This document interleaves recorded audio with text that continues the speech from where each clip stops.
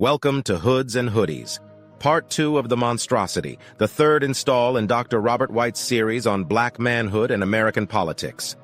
Dr. White examines the legacy of racial violence, from Jim Crow to today's inner-city struggles, and urges us to break cycles of destruction and reclaim values that uplift Black youth and manhood. There is a relationship between the two types of urban terrorists that we face in the Black community. Interestingly, both instinctively and intuitively attempt to hide their identities for obvious reasons, because both are criminals. One wore hoods during the Jim Crow period and spread carnage throughout the Negro South through bombings, shootings, and lynchings. The other are the non-biological offspring of the first that wear hoodies, and their handiwork today is felt in the constant sound of gunshots that ring out in the night.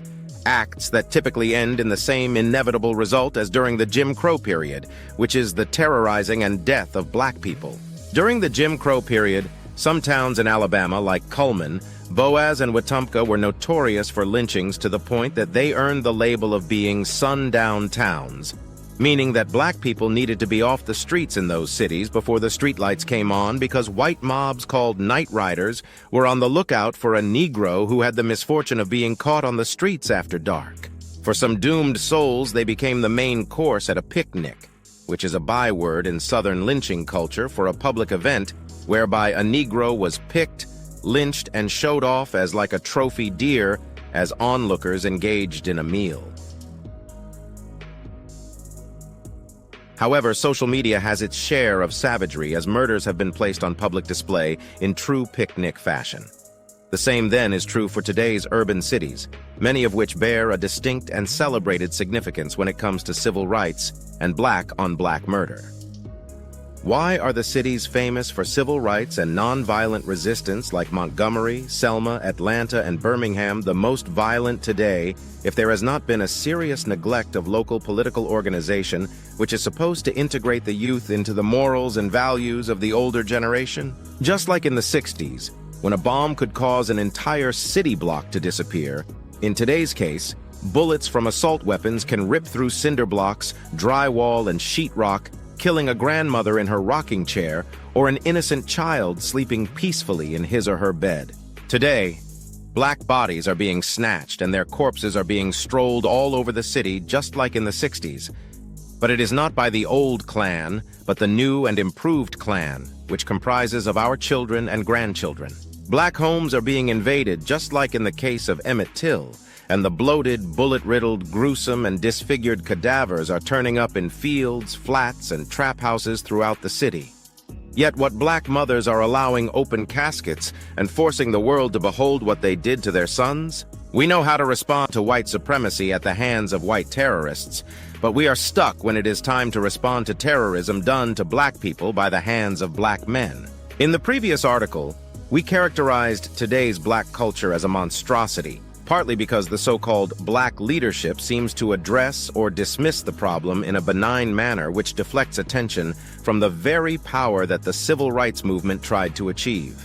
We are also the only people that have an entertainment genre dedicated purely to the murder and sexual targeting of Black men and women: drill music. Other races would not dare say some of the things that our youth are being paid millions to say. I am sure Dynamite Bob, Troy Ingram, and the Cahaba Boys, some of the most notorious terrorists to Black people in Birmingham during the 60s, would be proud because their work is being carried on by the very grandchildren of those whose houses they bombed. How many young children have been killed by gun violence in Birmingham and other cities that are of the same age as the 4 little girls killed at the 16th Street Baptist Church bombing and the 2 boys gunned down at the same time as they? While we have monuments dedicated to the civil rights movement, slavery, and those who are victims of lynching, I will make the proposal that we create the Wall of Shame, which lists all the names of Black people killed by the careless and desperate hands of their fellow Black citizens. We are monstrosities. With so much emphasis that was placed on education in the post-Brown era, schools remain segregated. Our high school graduation rates are continuing to drop, as are reading levels, to the point that a mandate for strengthened third-grade reading levels sparks outrage by some politicians but not a better elementary reader. It is clear by the lack of emphasis in the presidential and congressional platforms, young black males who are a part of the problem will remain such, and there shall be no effort, word, or agenda for them. This is because many of today's black leadership have no process, plan, platform, or principles that reach young black men, and if some have their way, this will remain the case. The Democratic Party, as it is now, will empower and embolden black women, but will do little to address the concerns of black men, one of which is the condition of the black woman. I will not abandon the assertion that it is the intentional wish of some blacks to keep things as they are, and I have years of colonial history to back me up as to support this claim. The main reason for my thoughts are practical, not personal, that many of today's black leaders are only capable managing the poor black people who deserve so much more. Their leaders steal and offer not even the slightest but of hope or help in raising the consciousness of their constituency. Yet they are masters at blaming white people for conditions that could be blamed on nothing but the inadequacy of the political leaders. When speaking of our black political culture, which is anemic, we mean that today's black leadership as a collective lacks the skill, training, and knowledge to undo what has been done over the past 80 years. As long as elections are nothing more than popularity contests, this will remain. There has also been a long-lasting conspiracy to keep those who do know such things totally isolated from the decision-making process, which further allows for the treacherous ways of the derelict black leader, who, while claiming to be fighting white folks, is lock, stock, and barrel a servant of them. If you disagree with me, then you will also disagree with miseducation of the Negro. We criticize them with the same fervor as Carter G. Woodson, Du Bois, Marcus Garvey, and others did a century past, because the pattern of complicity has remained the same. If black political leaders cannot lead black men out of their downward spiral after all of the intellectual contributions that we have made to mankind, they are the worst of sorts, and can be recognized not as adults, but as a lower class of arthropod.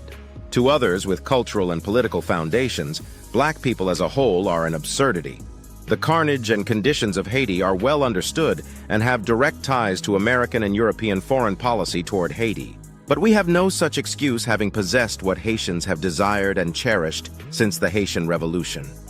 We make rap songs and videos that glorify the destruction of our own youth, and rather than approach our youth with a plan, we turn our heads and try to explain away their confusion, which too is political in nature.